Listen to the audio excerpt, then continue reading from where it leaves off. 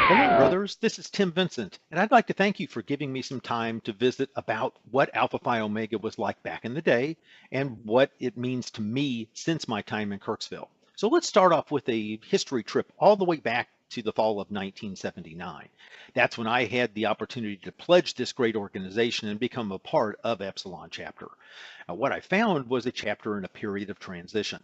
We only had 5 local members at the time, and they had to figure out what to do with a pledge class of 12. Now, my big was Stephen Wolf. He was the chapter president at the time, and I believe that that puts me in the Red Carnation family. Though we didn't have the family flowers at that time, so I'm not 100% certain on that, but there's an easy way to check. Look up Stephen. He was the first one on the branch, and wherever you find him, you find me. I did have 5 littles during my time in Epsilon and the opportunity to learn a lot from being able to serve in a number of capacities, including first vice president in charge of service. Now, since my time there, I did do a couple of things with Alpha Phi Omega outside of the local chapter. I did spend 2 years as a member of the Section 35 staff representing chapters in the central Missouri area. And then I had the distinct honor of representing Epsilon as the chairman of the 1982 National Convention held in Kansas City. Now, Robin Thompson has visited with you a little bit about that convention, and all I can tell you is it was one of the coolest things I've been through. Now, as far as my nickname, I think you probably can figure that one out from the beginning. Yeah, it was Speedy. Not exactly sure why. Might have something to do with the 10K road races I was running at the time. But hey, you just never know because nobody told me. Since I graduated, I did go on to get my MBA at the University of Missouri-Columbia, spending a little bit of time after that working for the Sherwin-Williams Paint Company, spending some time in the banking industry before moving over into telecommunications and working for a company that became known as AT&T.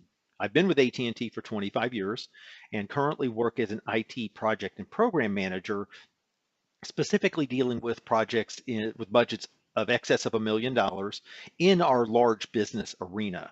I also serve as a project manager supervisor, so I do get a chance to work with a lot of younger employees at the company, including a lot of people straight out of college, and help them get their career started with the company and become successful.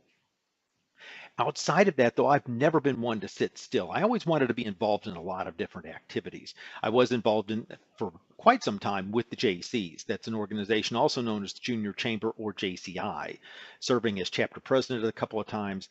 Did get the opportunity to serve as state president for the Missouri JCs in the middle part of the 90s and also served on the national board of directors. I did pick up a couple of national honors or large honors, one being from the national organization, one being from the international organization.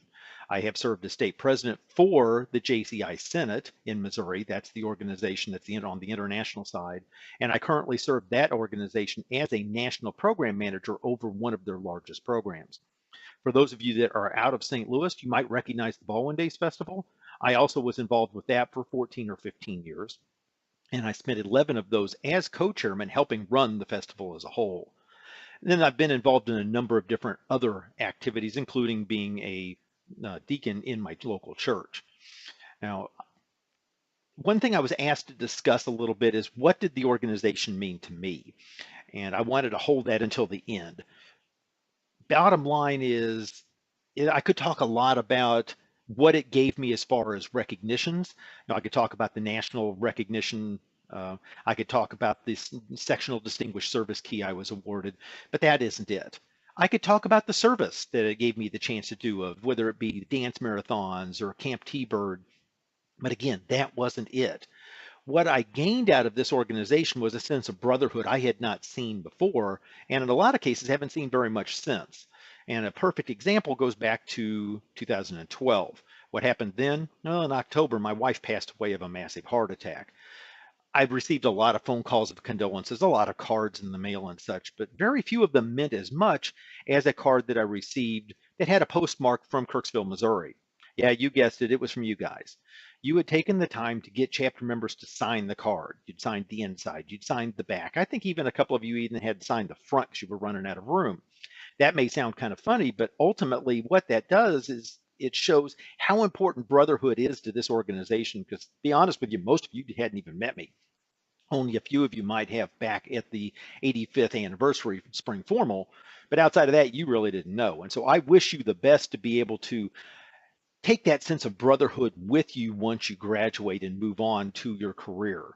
Um, I'd like to close at this point and just say thank you again for this opportunity. It was an honor to get to do this, and I wish you the best.